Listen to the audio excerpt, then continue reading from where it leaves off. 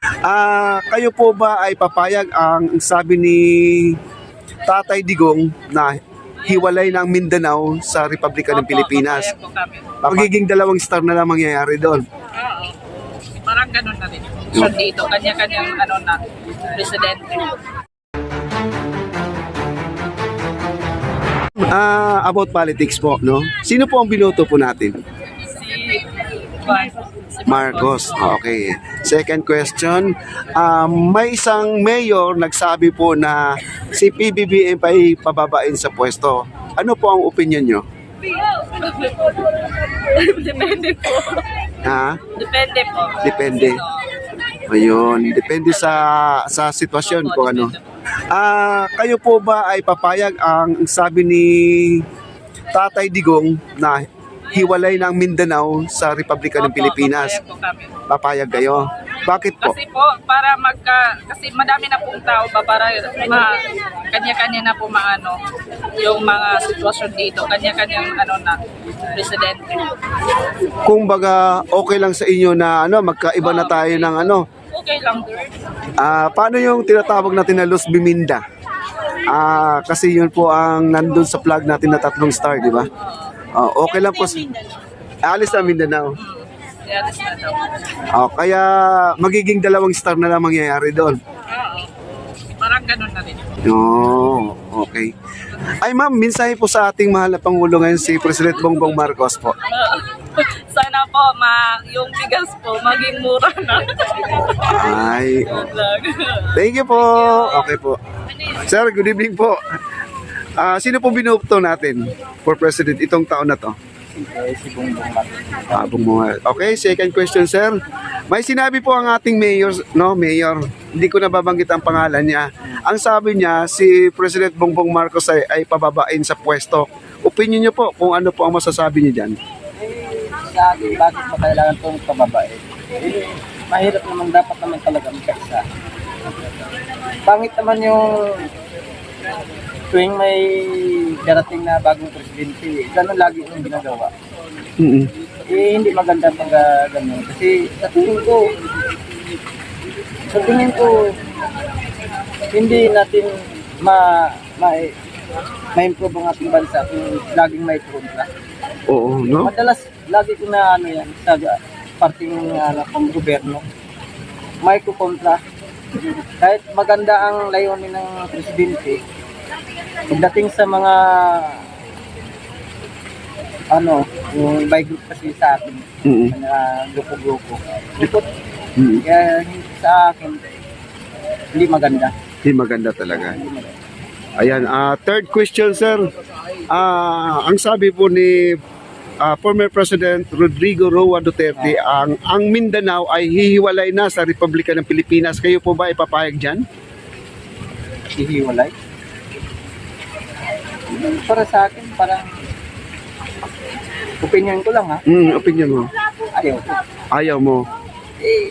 Isang lang, dapat hihiwalay. Parang hindi. Kaya naman, dati pa, Mm-mm. ganun ang nila na gusto mag-hiwalay ang nila. Sa akin, ayaw Hiwalay tayong ang- magagawa. Talagang yung mga galing ng mga politiko, talagang gusto nilang mangyari. Tayong magagawa. Tama po, tama. Kasi gusto nila eh. Pero alam ko maraming mga taga Mindanao dito ngayon na interview ko na hindi sila papayag. Sa akin, sa akin naman, ayaw ko. Ayaw mo. Ayan, maraming salamat sir. Yan lang po. Thank you so much. Napaunlakan mo ako. Okay. Kanya naman tayong opinion. Tama po. Sino ba binuto po natin bilang presidente itong taon na to? Siyempre, si Marcos. Yun ang binoto nyo. Yung una pa pala. Oo. Yan, siyempre si Marcos. Marcos ang binoto nyo. Andun sila nito kasi nun. Sara, siyempre. Anong opinion nyo po dito sa sinasabi ng isang mayor na pababain sa pwesto si PBBM? Wala, sa totoo lang, wala pa akong, hindi ko na nakita yung, hindi ko pa nakita yung ganyan na sinasabi. Pero kung totoo man yung sinasabi na pababayan si Mayor, Nagdepende kasi yan eh. Kasi kung opinion niya yung gusto niya, hindi niya nagustuhan yung estilo ni PBBM, hindi. Nasa sa kanya yan, kaya nasabi niya yan. Pero kailangan kasi ang maraming mga tao ang boto kung gustuhin pa nila eh, kung ibababa nila o hindi. Kasi nagdepende kasi yan sa sobrang tao. Kung ikaw lang mag-isa ang magsabi na ibababa, eh, hindi epekto yan. Yung sinasabi ni kung sinong mayor man yan. Eh, opinion ka lang yan. Kailangan kasi yung maraming tao kasi, o katulad na mag-force power pa kayo iba, kaya gusto nila, ibababayan na nila. Kung walang ginagawa, kung isa lang tao na hindi mo magagawa yan, kung wala kang mga kasama. Kung ikaw Ayan. lang. Natural naman talaga yun na may mga tao na wala hindi ka gusto. Bababayan mo na yan kasi ayaw na namin yan. Ayaw ko na yan. Ikaw lang isa, wala ka namang wala kang magawa, di ba? Kailangan ko humanap ka ng natural kasi sa kanya, opinion niya yan eh. Gusto niya ibaba si Marcos. Ayun. Sa kanya yun, opinion niya yun. Ngayon,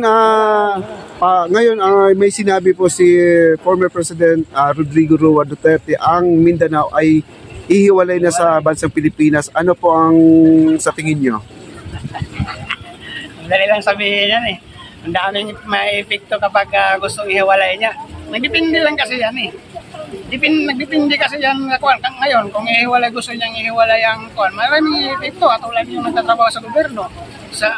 Mahati na yung saan kukunin yung mga sahod nila, di ba sa gobyerno din. Kaya kung hihiwalay na yung Mindanao, di magbago na yung kanito, saan nila kukunin yung sa sahod o alis na ba sila doon, dito na ba magtuturo sa Luzon at Visayas. Maraming epekto lang, madali lang naman sabihin lang eh, madali lang sabihin, pero ang problema kasi niyan kung madali din na